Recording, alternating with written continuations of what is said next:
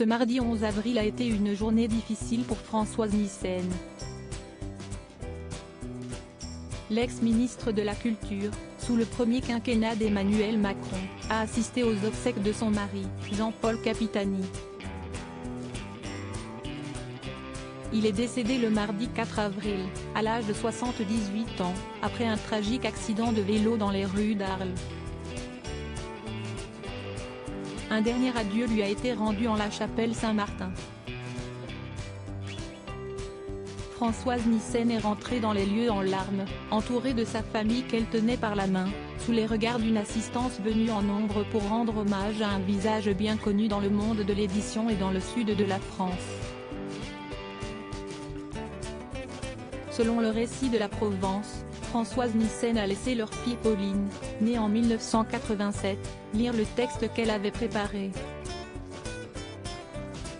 Tel un tsunami, tu m'as embarqué dans une vie de possible, où l'impossible n'existait pas, avait notamment écrit l'ancienne locataire du ministère de la Culture.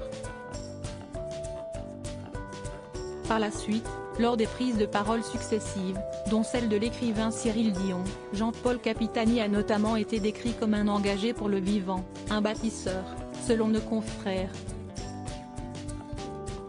Françoise Nyssen a perdu son plus jeune fils ensemble.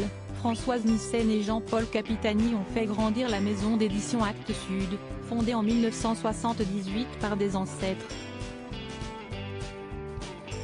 Tous deux ont notamment présidé la structure pendant de nombreuses années avant de passer la main en douceur à 3 de leurs enfants en septembre 2022.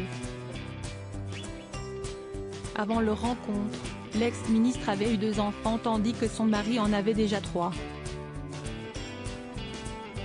Ils ont agrandi leur famille recomposée avec les naissances de Pauline et Antoine.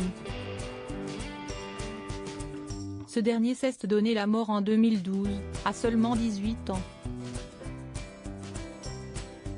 Après ce drame, Françoise Nyssen et Jean-Paul Capitani ont fondé l'école du domaine du possible à Arles, une offre alternative pour les enfants en rupture avec le système scolaire classique, comme l'avait été leur fils cadet.